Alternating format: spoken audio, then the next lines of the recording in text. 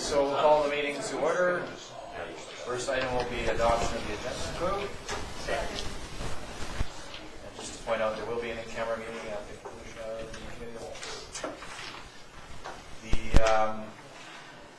motion then, all those in favor? Motion's carried. We have a delegation here this afternoon, actually, Inspector Tim Walton from the RCMP is to give us an update on the first quarter and our second quarter, perhaps, depending how you look at it. April to June 2016. Welcome, Tim, and probably recording forward there, sorry. Security blanket there. It's not bullet.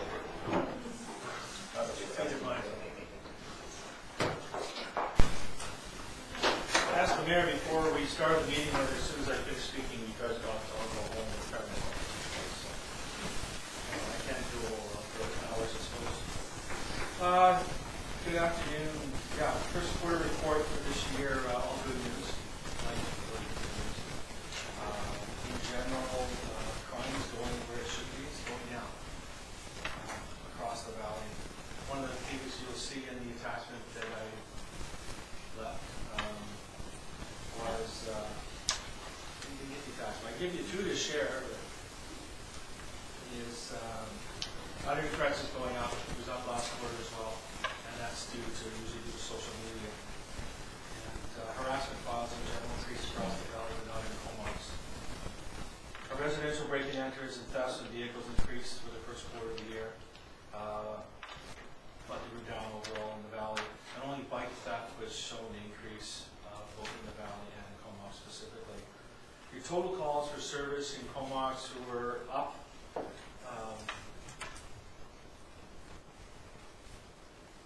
Sorry, we're down slightly, but it's only a minor drop. So essentially, they're almost flat.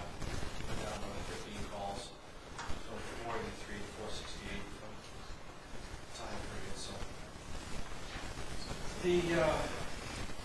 when looking at the assaults file, we tend to look at those. It does affect us. We're seeing the crime severity index more heavily than the property crimes do. But there's a decrease in assaults and harassments. Again, an increase, as I said earlier, about other threats. We had another interesting drop was assaults. So 17 down to 7 in the quarter, so that's always good news. We read in the paper about our laundry department building. Laundry machines are being broken and the coins stolen out of it. Well, we arrested a fellow on that. He was given both Courtney and Comox on that. He was arrested. He was also arrested in conjunction with thefts of bicycles. So it was a well-rounded kind of thing here. So I was going to give you some puns about money laundering and all sorts of stuff. I won't go there. But as the Brits would say, on your bike, he's out of here, he's been charged. So it's nice to see that. That follows a trend pretty well everywhere. You concentrate on people that are causing some problems, prolific offenders. We get them, in some cases, back into jail, and crime drops again. We've seen that with theft of vehicles and theft from vehicles. One of our most prolific thieves in town of vehicles is still 15, and he's out of jail. And if they go off, we put him back in jail and go down again. So we see that over and over again. On the administrative front, we've had only one new public complaint this quarter, and we've got another one that we're still investigating from last quarter as well. Our vacancy pattern, we're short a few members, as John DeCrest will probably tell you when he sees the budget statement for the first quarter. That's due to long-term sickness,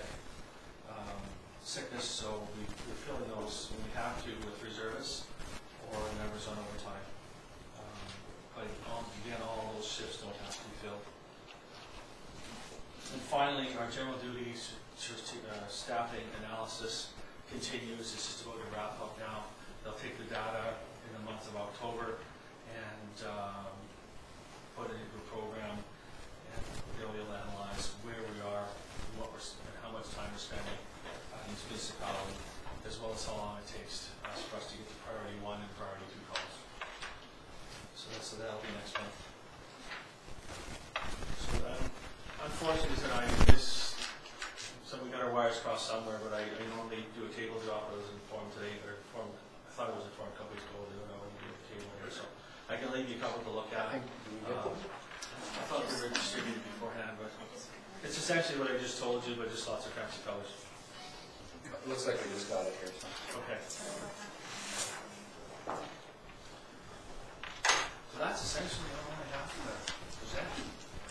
All right, any questions? Go ahead, Councillor Grant. Are you able to speak on the overall crime severity index? I know it's the next report coming, but are you up on that, or? Yeah, it's one of the things I look at, and as soon as it comes out, it's very interesting, shall we say, to find the Stats Canada. Once you find it, Yeah. we're so far down the bottom of the list, it's great. Yeah. How do we compare with the other communities in the valley, Courtney? Well, you guys have said you're so far down the list that nobody really compares. Yeah. But everybody is in the good side of half. Okay. So we're doing well there. That changes for you. The crime can change, can stay the same, but the crime severity index will change again. Some of it's based on sentencing. Okay. Yeah, where we are, I think Salt Spring Island was one of the few places, if not the only place, that's safer than us. And last year it was Bowen Island. So it's an island thing going on. Yeah. So yeah, it's all good news there. All right. Perfect. Thank you. All right, Councillor Arnott, and that's right. Yeah, so now that summer is unfortunately coming to an end, and I believe this would be your first full summer that you don't have the reserve program, how did that impact your operations, your overtime, attending special events and so on? It doesn't impact our overtime. The auxiliaries were used for some of the special events, so those costs are passed on to the organizers. Right. So they pay, so it doesn't cost the taxpayer anything extra. That's one of the provisions that we contract to sign 2 years ago. Okay. So we do go back for probably 3 events and then we require Councillor Swift? Thanks. I think drug issues are not part of this report, but are we experiencing the same issues with fentanyl that the Lower Mainland is? That's how you want, depends what you mean by the question. Is there fentanyl in town? Yes, there is. We're finding it in, the drugs are sending to the lab, we're finding it in a lot of them. You can't tell what quantity, because we don't analyze for quantity, but fentanyl is in some of the other drugs. And some of the drugs that you would think would be in fentanyl, because fentanyl is a depressant, other drugs do the opposite, but the properties are more addictive. So fentanyl has been used in other drugs that aren't so addictive to get people addicted. They think they're addicted to something else. It's actually fentanyl. And so they keep coming back and buying whatever they're buying with fentanyl in it because of the physical addiction properties. It's being found in everything. We have got my head 2 overdoses this past summer in the valley. Fatal. We've had others. We don't recall most of those. It's definitely not. Any further questions? Go ahead, Councillor. Just a quick one. In the crime severity index report, it talks about as the population ages, crime goes down. So is crime a young person's issue? People get tired of it and get used up? Yeah, a lot of things, just like old fire trucks, right? They age out. Eventually,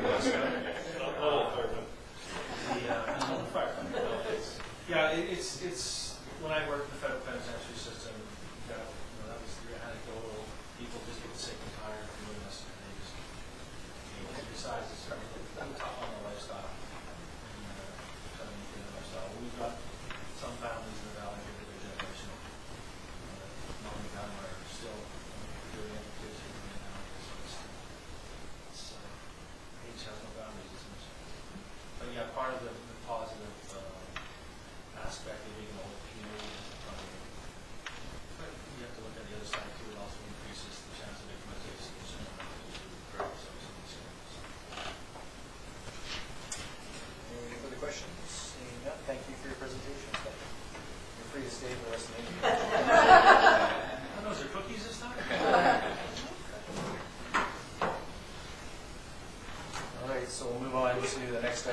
which is the receipt of the National Crime Severity Index report. Move receipt. Receipt then, all in favor?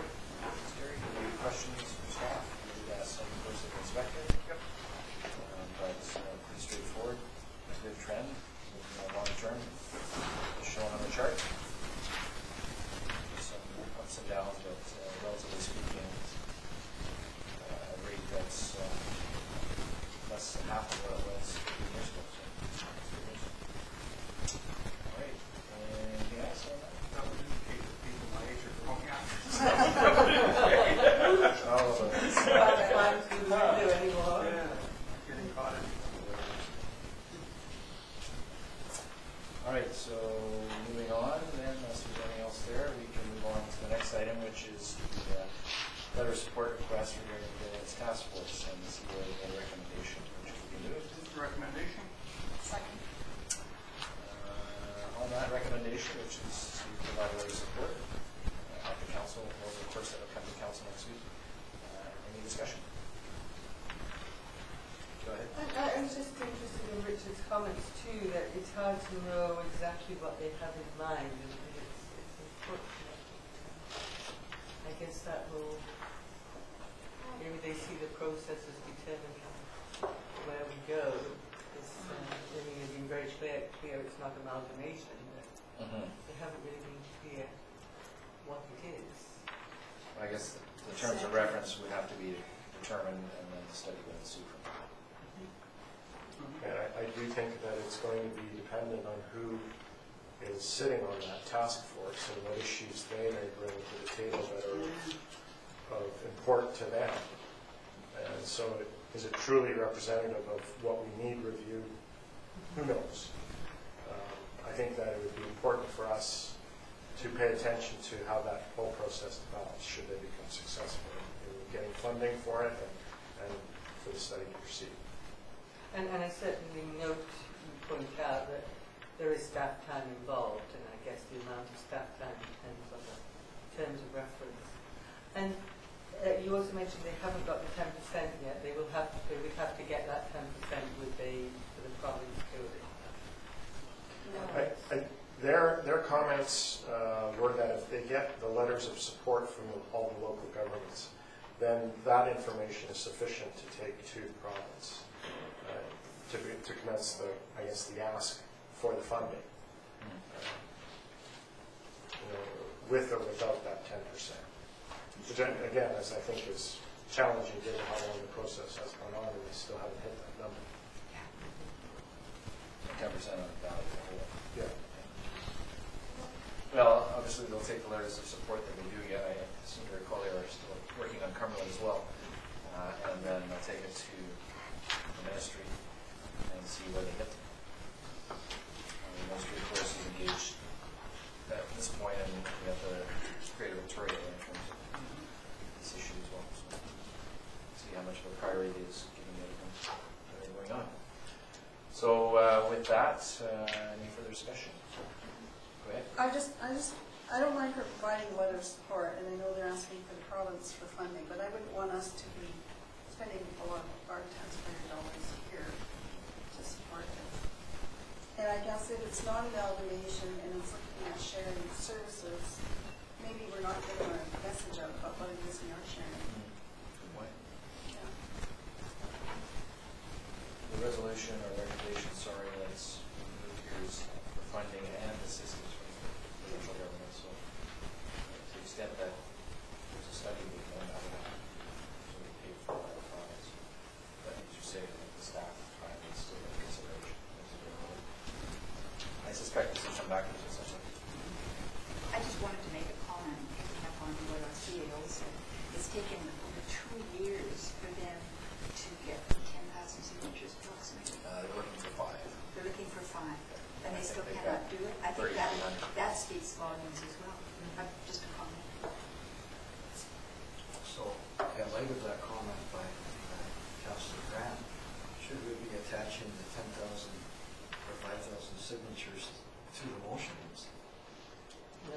No, they're separate things altogether. I think their target of 5,000 was given to them by the ministry, saying, look, if you want to do this, you've got to show grassroots support.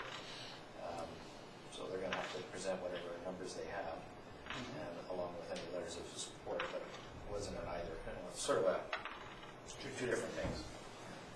Don't get me wrong, more information can be good information, and a study like that might be useful, but I think our CAO's point that there doesn't seem to be grassroots support to question it. Well, there's some interest in it, but yeah, how pressing of an issue it is, it's hard to tell over the course of 2 years. I mean, they've done some work recently in social media, that's part of some of the numbers, which they continue to do so. And the Chamber of Commerce has made it sort of one of their priorities, so we'll see where they take it. It's not our process at this point. That's what I was going to say, it's their process. And it would seem to me it would be a stronger process if you got the support letters and the signatures, but it's up to them to figure out how they want to do that. Just one question. Has there been any discussion at a municipal level, considering the points that we assume that they are going to be taking? Like, have Courtney and Comox sat down together to review their strengths and weaknesses together, to know if this would even be viable in the first place, rather than going to the province, or is that just... Well, I don't think we've had any specific discussions. I guess in general discussions of that nature, we have from time to time discussed issues such as fire service. Shared services. Exactly. And we do share services already through the regional district. You know, there is the issues around debt load that different communities have in relative terms.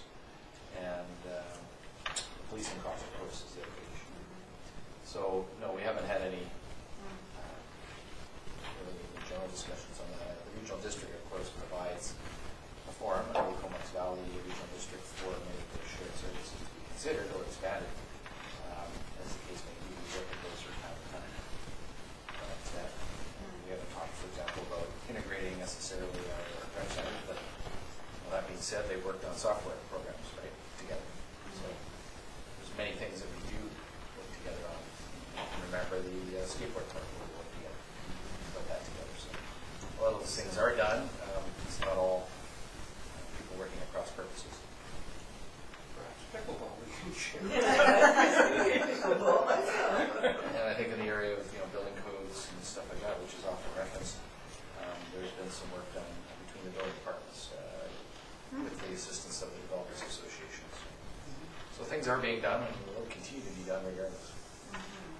But no, we haven't had an overall discussion. I think we're still trying to focus our efforts on things like water treatment, sewage, etc., which are, of course, shared services. So now we have to make sure that those things get done. Yeah. They almost work. That's a good. Anything further on your topic? Seeing none, all those in favor of the recommendation? Opposed, motion is carried. Next item is the Becton Avenue parking. There's a recommendation, but perhaps Councilor Arnold, you have something different or similar? Yeah, I appreciate the work that's been done into this, and I would move that we accept option number 2. We could, to compromise. Sorry, before you're talking about option 2 is to allow parking on one side of Yeah. Becton Drive from Knoll Avenue east. Correct. So before you start into what you're talking about there, let's get a seconder for that. Okay, so now Yeah, so to add a bit of compromise there, and I understand Public Works concerns. However, as the report states, this has only been the last year that they've been receiving complaints, and from what I understand, it's from a large truck that was there. And the preceding many years, there hasn't been really any issues. So I would say that we allow parking along back in front of the homes 1202 to 1238, and that way it would leave some of the turning radius from Knoll Avenue turning on to there. Can you just define what 1202? Yeah, so on the map, number 1 to 8, correct? lots more. Yeah, on the side of lots 1 to 8. So that would be on the north side. Yeah. All right, so that's your motion clarified. Is the second okay with that? All right, so that's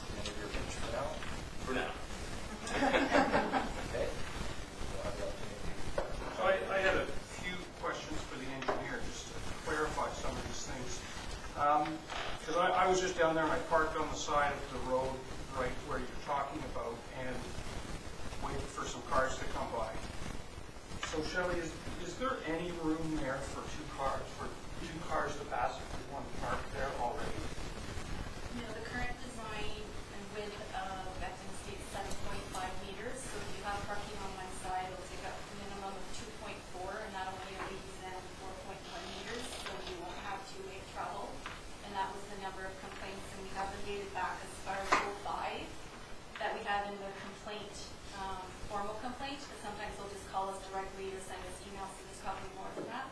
So we do have the one-way parking. You'll have potential head-on collisions. We have the grade in that road is 5 to 6% grade, so that sightline distance for motorists to be able to react, they have nowhere to pull over. And for emergency vehicles as well, it creates a problem. And since we put up those signs, we've already received 4 complaints saying that they're still not, there's still parking and that there's a problem that the town needs to enforce it because they said that something needs to be done before this is taken up. I recall when I lived down in that neighborhood, and I had a lot of people actually come to me when I lived down there about the parking on that street. So it wasn't just about one bigger vehicle parked there. This has been an ongoing complaint-driven issue for a while. For a number of years.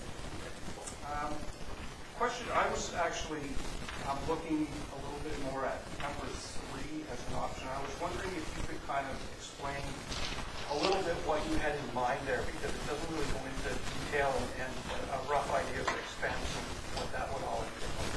Sure. So option 3, because of the narrow street that Beckton currently has, the existing road right away at only 7.5 meters, that's engineering practices because of accommodating parking. We know that more attention. So I'm thinking, or I suggested that if we want to consider looking at parking in good engineering practices and ensuring that we have proper safe way travel for both for motorists and a two-way travel system, that we'll have to look at a pull-out system perhaps, so that we can ensure that we provide a two-way travel for motorists on that street. So I'm thinking that maybe looking at a design, could the design cost could range anywhere from $6,000 to maybe $10,000 to look at some pull-out. I would recommend putting the pull-out parking on the north side where the sidewalk exists, as opposed to pedestrians crossing that road. Again, because of the sight line, we do have 2 current crosswalks there, so that's going to take away some of the parking potential. So I don't see it creating a lot.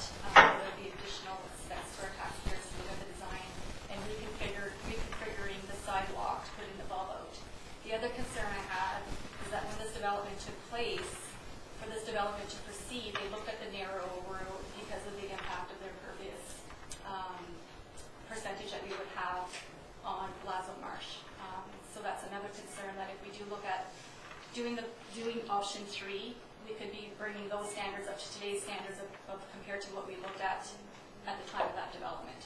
So that's another sort of concern that might be brought up to the table if we look at any type of design alteration to what was approved at the time of development. And 6,000 to 10,000, that's just the design That's work. just The the actual design, work yeah. itself could get quite Yeah. I'm guessing it would be pretty expensive. Yeah. And I know, and then it'll take away from the properties on the north side, it'll take away obviously their advantage of their property and impact on their neighborhood. There's, I think, a hydro junction box there as well, so that'll limit some of the parking. So there's a few, again, I didn't look at it, so that'd be something that we could put more time into, but there'll be additional costs. Councilor Swift. So if I'm understanding you correctly, to have these pull-outs on here, you would only consider 2? So I would hope maybe more, but just looking at it very, really quickly, because of the setbacks that we would have for the crosswalks and any of the other infrastructure that we have in place.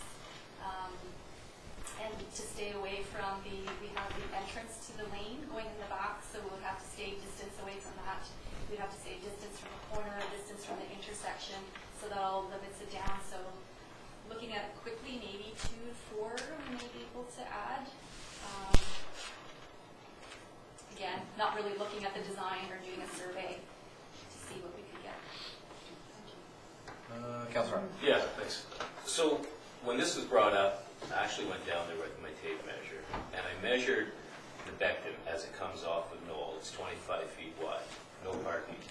Then you turn south onto Becton Drive.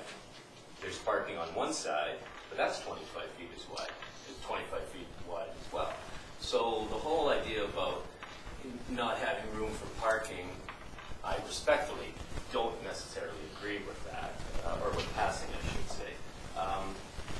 I think really the only issue we're looking at here is this 5 to 6% grade. That I think we can work around that. You know, if there is a concern, as Councillor Grant said, for turning, you know, onto that number 1 on your map there, perhaps we could make an alteration to the motion and have parking only allowed from 2 till 8, lots 2 till 8, and then that way it would give a little bit more wiggle room around that corner if there was the need for a fire. I'm puzzled why we're having this discussion, because having been there and been in the town of Comox when this was first built, I remember this development being portrayed as one that, you know, was a new way, or perhaps going back, parking into an old way of living, with laneway, parking in the back, no parking in the front, and of course it also applies, in case you don't know, to the lots that are on the other side of this lane as well, the ones that face onto Guthrie. And from my understanding, again, there's no parking on Guthrie, there's parking there, and you know, this is what people bought into back when it was first built, and this is what this neighborhood, this particular area, has been designed around. And you know, when I went through there this morning early, there wasn't any cars parked on the road.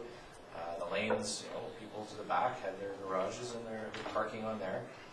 I don't get what the issue is, because parking is provided on the lot for the people in their own homes, much the same way as in any subdivision. And the difference here, I suppose, is that there's no parking in front, which most subdivisions you do allow parking in front.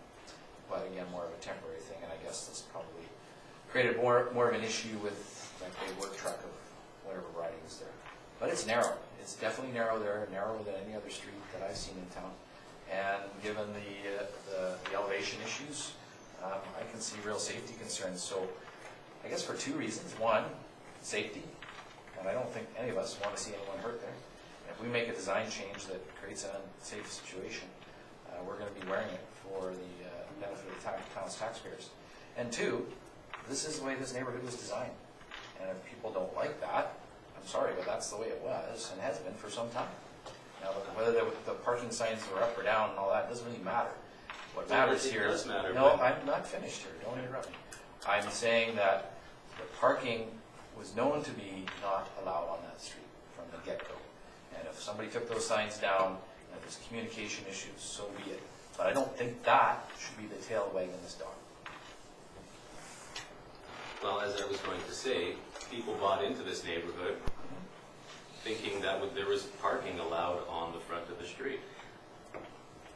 Now we come out and we say no parking for the reasons we've all discussed. They have some family to come and visit. Here they are in a nice little residential area. They can't park there, so it's adding congestion down onto other streets, which in turn is going to impact safety. I think it's proven that this has operated for a long time. The way, you know, with some parking there, one issue came up, and I think that you know, by us just reacting the way we did, I don't think was the best interest of that community. So, I just would point you as well to the map, which shows that there is parking further down on Knoll, pull-out parking, in fact, on Knoll that people could walk to if they're visiting their friends. It's not that hard. So, I mean, I guess these streets are for the general benefit of the public and for the town to ensure safe travel. That's the premise. It's not for somebody's private use. Just one, may I ask a question of our planner? With regard to parking in the back, because that's obviously where their parking must be. Is there any limitations for them? Like, for example, one of the houses I visited, they chose to put their garage right on the edge of the road, which of course allowed absolutely no parking whatsoever. Now, should they choose to tear that down and put parking in their property or any such thing in order to provide the parking that they feel they need? Is there any limitation to them doing Not that? that I know of. Not that you know of off the top. It's not,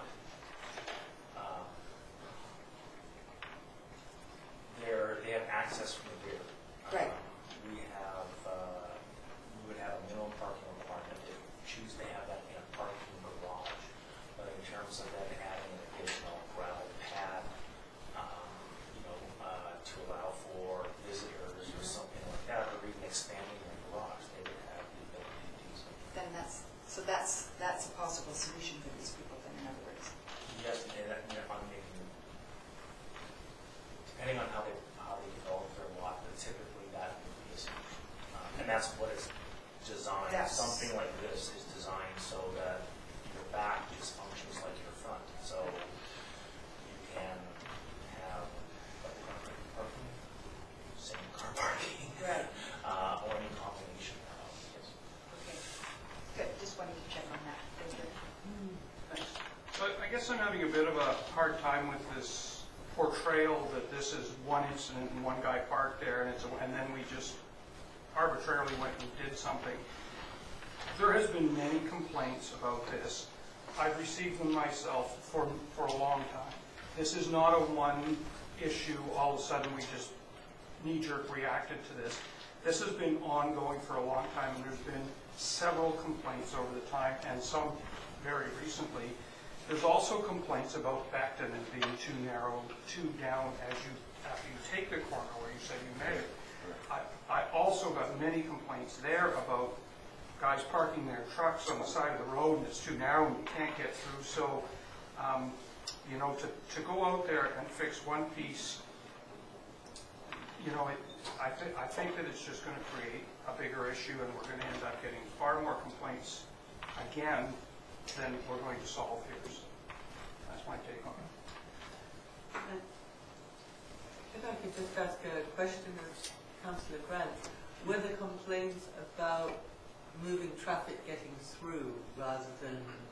Yes. Yes. Yes, it was all about traffic, because you could, if you got to that corner at the bottom there, you would come around the corner and you can't see anybody coming down that street. So you take the corner and all of a sudden there's a car coming, well, someone would have to back down or back up to let somebody back through because there wasn't enough room to get, if there was a car parked, to get 3 cars aside if they don't fit. So that was always the issue. As you get down around this corner, you can see the cars coming a little bit better, and then you could sort of play the game of pulling over a little bit while somebody came, so it was a little bit better, but still, the street, they're narrow streets, and that's, I know some of that's done for traffic calming, but it was traffic flow, it wasn't about parking. Well, these are all new complaints because I haven't heard any of them. Yeah, I don't know. I think our engineer referenced some complaints since 2005. So. That's right. In any event, I guess it is a neighborhood issue. We understand that. It's been designed with a laneway. If we're going to do anything on that frontage on the north side of Beckton, in front of those houses, I can't support doing it just without there being a proper amount of design and engineering that meets liability issues. You just couldn't. I think that'd be irresponsible for us to do that. And then the question becomes, do we want to do that and spend the money to do that? In any event, motion's on the floor under option 2. Yes. And there is a very real potential for that to have excessive design costs and downstream construction costs. Beckton was designed with a number of new facilities from the environment. The big thing was the environmental and Lazo Marsh. So we've got ponds, this area of drains under Guthrie.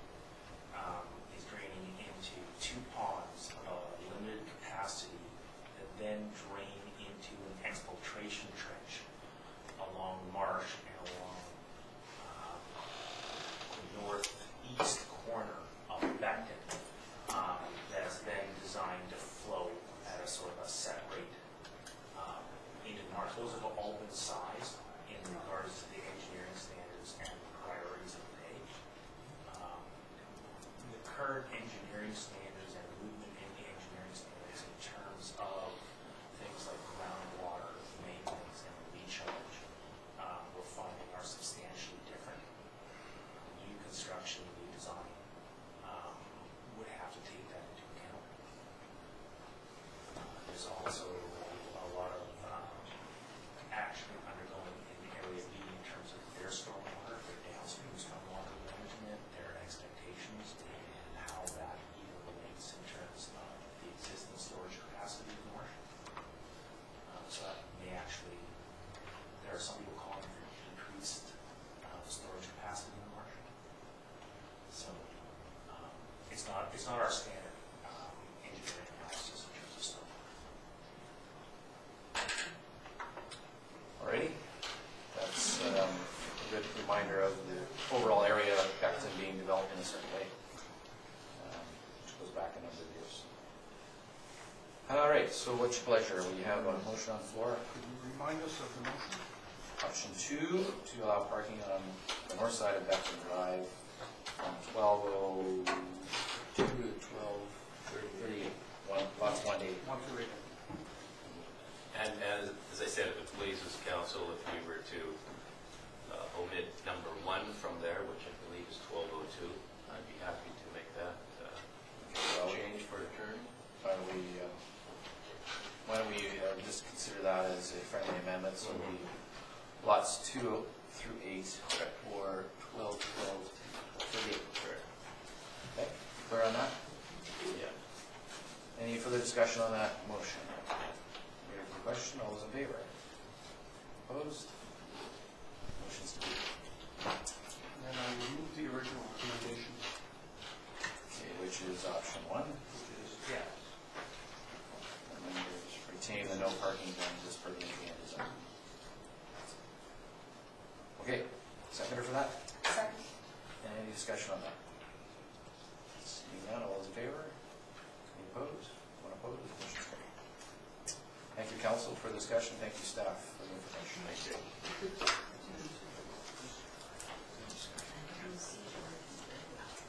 All right, so we'll move on to the next staff report regarding the pickleball facility feasibility study. Recommendation is that this report be forwarded to the association, and Steve Chambers is here, and the CBRD for review, and that the following report be used in order to assist those agencies in their decision-making process regarding potential options for the future home. Move the recommendation. Second. On the recommendation, any discussion? Seeing none, all those in favor? Motion's carried. All right, so those reports will be forwarded, that report will be forwarded to those agencies. All right, so the next item is the award of contract for janitorial services. Staff have made a recommendation. Move the recommendation. Second.